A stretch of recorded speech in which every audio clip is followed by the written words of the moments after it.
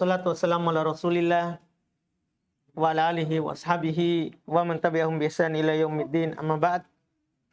Alhamdulillah, kita lanjutkan lagi pelajaran kitab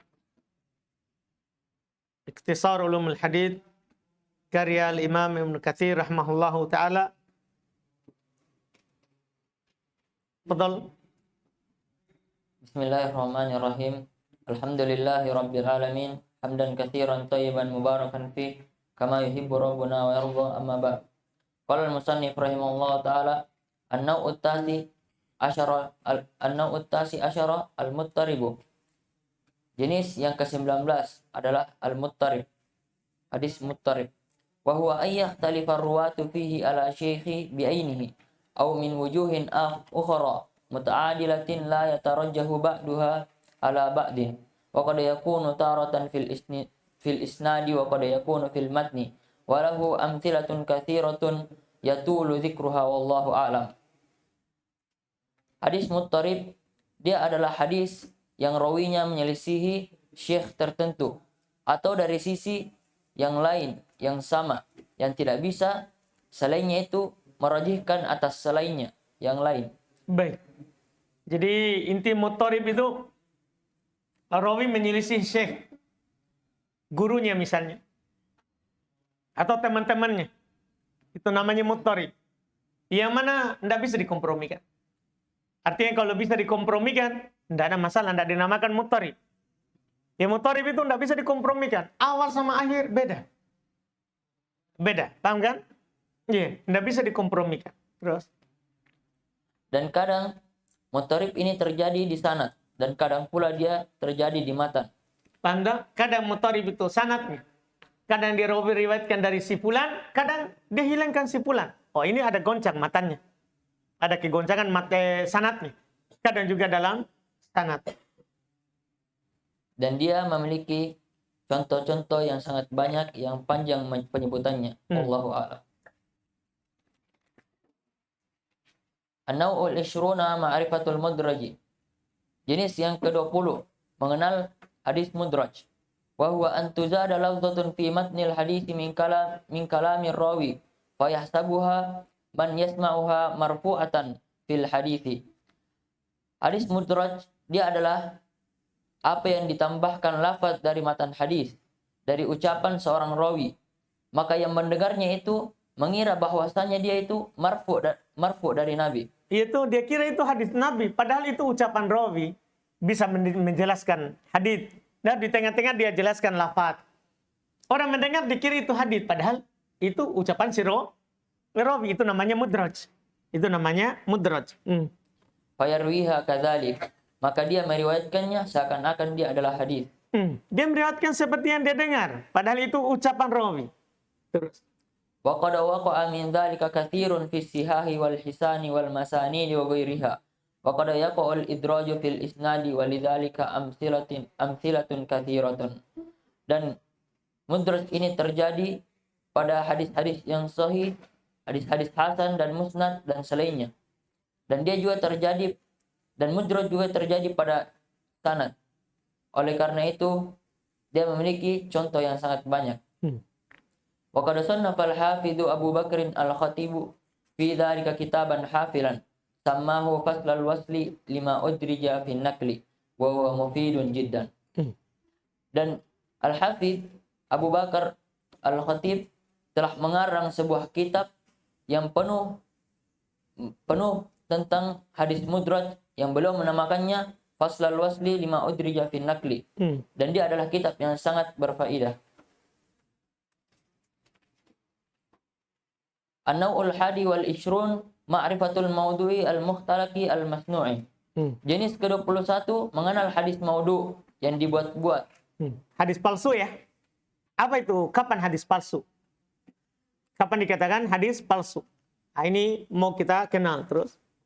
Wa ala dzalika syawahidun katsiratun minha iqraru wad'ihi ala nafsihi wadihi ala nafsihi qalan aw halan. Wa min dzalika rakakatul alfazihi wa fasadu ma'nahu aw mujazafatun fahishatun aw mukhalafatun lima sabata fil kitabi was sunnati sahihah. Dan untuk hadis maudhu memiliki contoh-contoh yang sangat banyak. Di antaranya adalah penetapan maudhu pada dirinya, Pengakuan. pengakuan maudhu terhadap dirinya, Nah, pengakuan yang memalsukan hadis atas dirinya. Dia mengaku, saya telah palsukan hadis sekian. Dia mengaku. Iya, itu cara mengetahui bahwa ini palsu. Si pembuatnya mengaku kalau dia palsukan. Terus. berupa ucapan ataupun keadaan. Nah, apakah dia akui berupa ucapan, dia ngomong, atau keadaannya? Dan di antaranya adalah lemahnya lafaz-lafaznya, atau rusaknya maknanya, atau buruknya susunannya, atau menyelisihinya. Dia menyelisihi apa yang telah sabit, apa yang telah tetap dari Al-Quran dan Sunnah yang sahih. Ini ciri hadis palsu. Lafaznya memang bukan cahaya kenabian. Maknanya juga rusak. Paham kan? Atau menyelisih Al-Quran. Oh, pasti palsu. Kan tidak mungkin ada hadis menyelisih Quran. Karena sama-sama dari Allah. Atau menyelisih sunnah yang sahihah. Oh, palsu itu. Kan tidak mungkin ada hadis sahih menyelisih hadis yang sahih. Yang tidak bisa dikompromikan. Oh, kalau dia menyelisih, palsu. Fala tajuzu riwayatuhu li ahadin minan nas illa ala sabilil qadhi fihi liyahdharahu man yaktaru bihi minal jahla wal awam wal riai. Maka meriwayatkannya tidak boleh kepada salah seorang dari manusia kecuali untuk menjelaskan keburukannya. Artinya yang kita bilang ini hadis dhaif, ini hadis palsu. Boleh kita nukil. Boleh kita nukil. Tapi jelaskan ke orang bahwa itu palsu. Jelas ke orang kalau itu adalah palsu. Harus. Atau untuk memperingati siapa yang tertipu dari hadis tersebut, berupa orang yang jahil, atau orang awam, atau orang yang tidak berilmu. Paham tak? Iya. Kita menukil hadis itu supaya dia tahu bahwa itu hadis palsu yang kamu pakai. Tidak boleh antum nukil tanpa dijelaskan. Tanpa dijelaskan. Terus. Wal wadi'una aqsamun katsiratun. Orang yang membuat hadis palsu sangat memiliki banyak jenis. Minhum zanadiqatun wa minhum Ini yang pertama ya, zanadiqah. Zindik. Masuk Islam untuk merusak Islam dari dalam. Dia buat hadis palsu supaya orang tertipu. Apalagi nampak kesolehannya. Nampak kesolehannya. Dia nampakkan dirinya kesolehan supaya orang percaya yang dia ucapkan. Orang percaya yang dia ucapkan. Itu biasanya itu zindik. Terus. Wa minhum muta'abbiduna yahsabuna annahum yuhsinuna sun'a.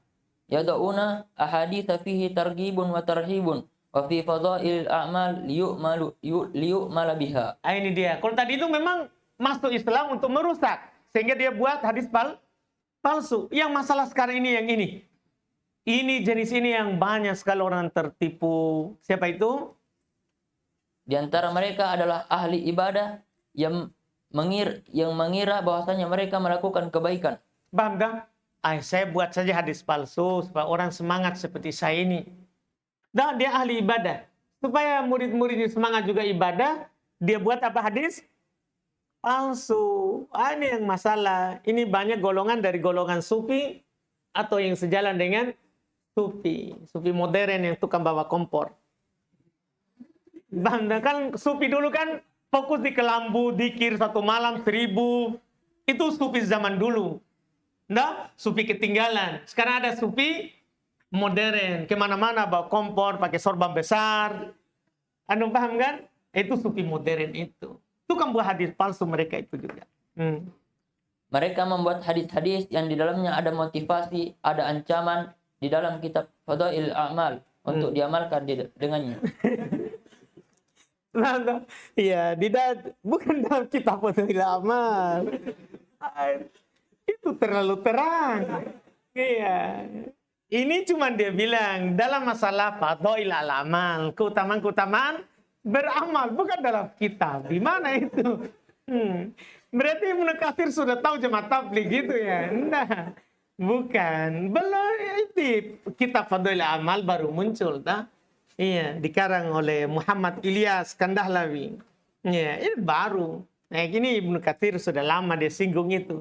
Mereka buat hadis palsu di dalam fadhail al-amal, keutamaan-keutamaan beramal. Wa haula'i ta'ifatun minal karramiyah wa ghairihim. Ini golongan sufi, karomiyah, golongan sufi. Iya. Wa hum min asyarri ma fa'ala hadha lima yahsul bidorurihim Bidororihim. minal gorori ala kathirin mimman ya'takidu solahahum fayadunnu sidquhum. Dan mereka adalah orang-orang yang seburuk-buruk apa yang mereka lakukan, yang menghasilkan bahaya berupa penipuan terhadap banyak orang yang meyakini kebenarannya, kesolehan mereka, maka banyak yang menyangka mereka benar, jujur. Paham dah? Ini golongan sufi ini kelompok Karomiyah. Kelompok Karomiyah pengikut Muhammad bin Karom Sijistani, orang Sijistan, orang Ajem. Orang Ajem, dia halal buat hadis palsu. Sufi kelompok ini dihalalkan buat hadis palsu. Pokoknya kalau antum lihat hadis palsu terkait dengan zikir, banyak dari kelompok Sufi Karomiyah, pengikut Muhammad ibn Karom, pengikut Muhammad ibn Karom. Di sanalah dia bilang udkurullah hatta yuqal ka'annaka majnun. Berzikirlah kepada Allah sampai dikatakan kamu itu orang gila. Itulah dia berzikir. Pokoknya antum lihat orang gila ini. Iya, dari mereka itu. Wa hum syarrun min kulli kadzdzabin fi hadzal babi. Dan mereka seburuk-buruk dari seluruh pendusta pada bab ini. Pokoknya semua pendusta mereka yang paling buruk. Kan dia halalkan buat hadis palsu. Wa qad intaqadal a'immatu kullu syai'in fa'aluhu min dzalik. Dan para a'immah telah mengkritik setiap apa yang mereka lakukan dari hal tersebut. Semua hadis palsu yang mereka keluarkan telah dikritik oleh para a'immah. Karena agama ini terjaga, alhamdulillah. Wasattaruhu alaihim fi zuburihim. Dan untuk membantah mereka dalam kitab-kitab mereka. Bahkan diambil dari kitab mereka. Di mana dia buat itu hadis, dia tulis. Dia bantah. Terus. Aron ala wadi'i dzalika fid dunya wa naron wa syanaron fil akhirah.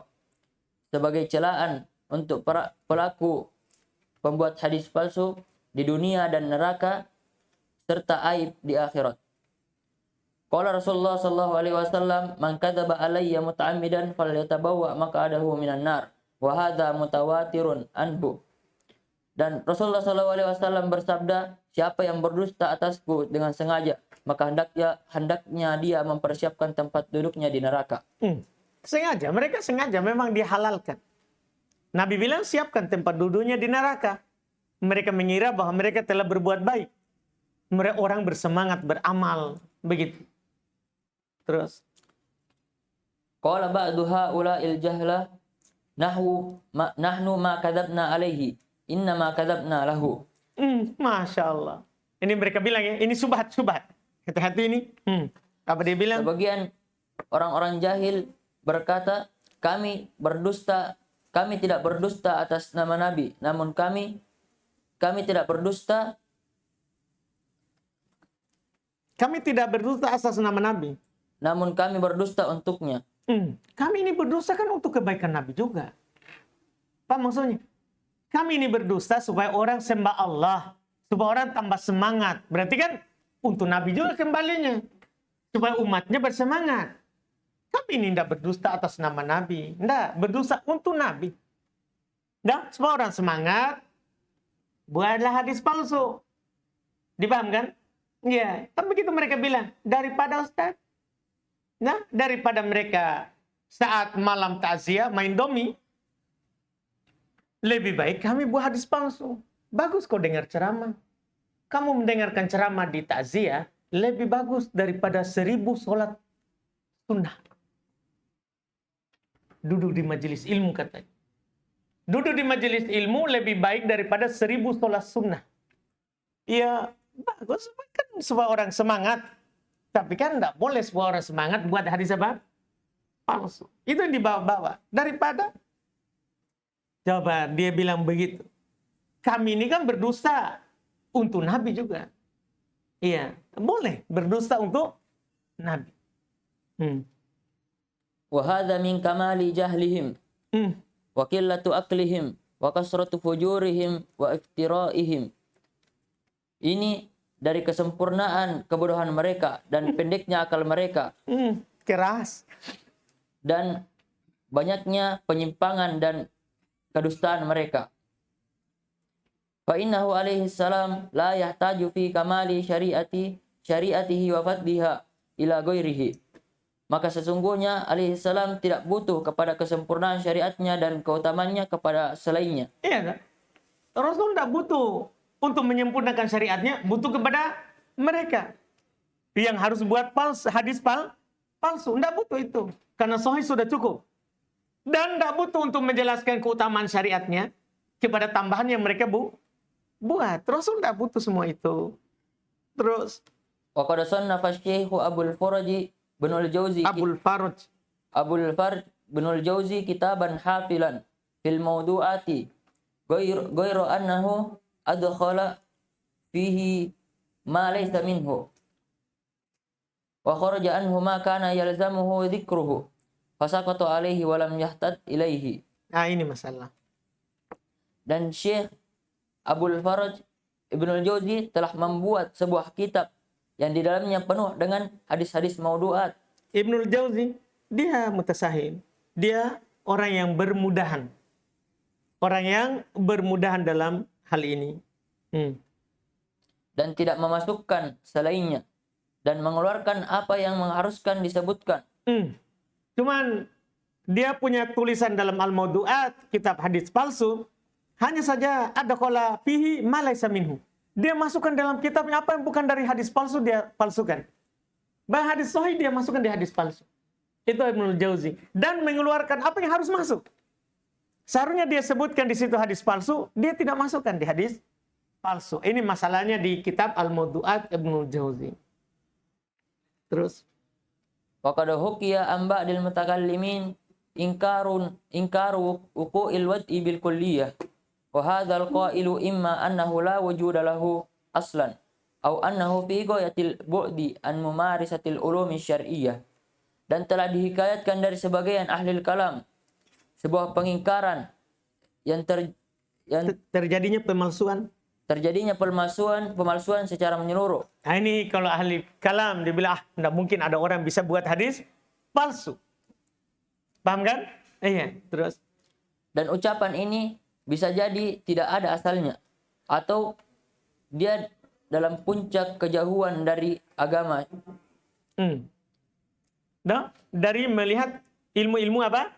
Syariat. Nabi mengancam orang berdosa berarti akan datang orang yang akan berdosa atas nama Nabi. Makanya diingatkan dulu sebelum datang. Terus. Wa qad hawala ba'duhum ar-radda alaihi. Dan telah sebagian mereka telah berusaha menolak hadis palsu. Bi annahu qad warada fil hadithi annahu alaihi salam qala sayukdzabu alayya. Bahwasanya telah warid di dalam hadis bahwasanya Nabi sallallahu alaihi wasallam bersabda, sayukdzabu alayya, akan didustakan atas namaku. Fa in kana hadzal khabaru sahihan fasayaqu al-kadhiba alaihi la mahalata. Kan begitu tuh. Ini bantahan terhadap mereka. Wa in kana kadhiban faqad hasala al-maqsudu. Maka jika khabar ini sahih, maka telah terjadilah kedustaan dan tidak ada selainnya.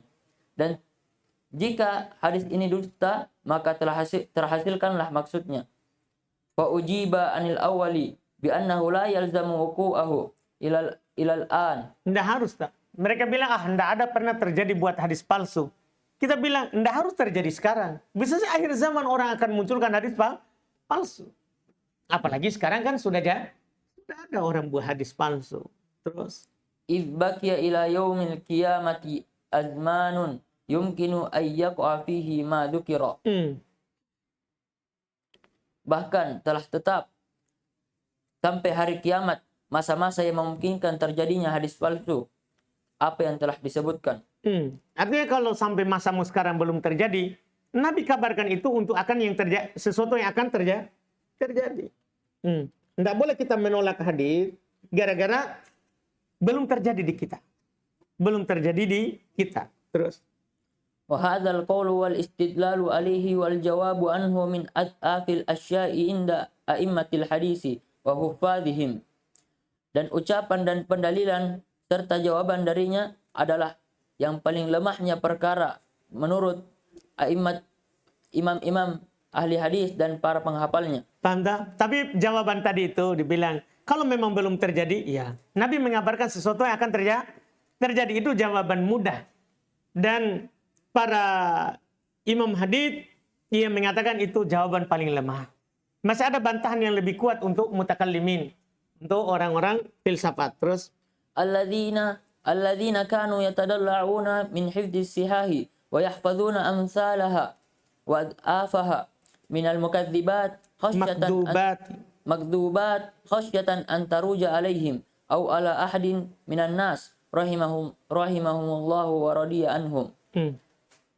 Dan orang-orang yang telah banyak dari menghafal hadis-hadis sahih dan menghafal hadis-hadis yang semisalnya dan hadis-hadis yang dhaif dari kedustaan-kedustaan karena takut untuk menyebarkan kepada mereka atau kepada salah seorang dari manusia, rahimahumullah wa radiya anhum. Karena banyak para ulama yang meneliti dan menghafal. Artinya ahli kalam tidak dianggap ucapan mereka. Di sana banyak yang berpendapat adanya itu dari para ahli hafal. Paham kan? Dan yang menjelaskan kepada manusia bahwa ini adalah hadis dhaif yang harus kita hadis palsu yang harus kita berhati-hati darinya. Paham kan? Intinya apa yang dikatakan oleh ahli kalam itu tidak benar. Tidak benar. Bahasanya memang benar ada namanya hadis apa? Palsu dan orang yang memalsukan hadis. Orang yang memalsukan hadis. Alhamdulillah. Kita cukupkan dulu. Jadi kita lanjut lagi jenis yang berikutnya.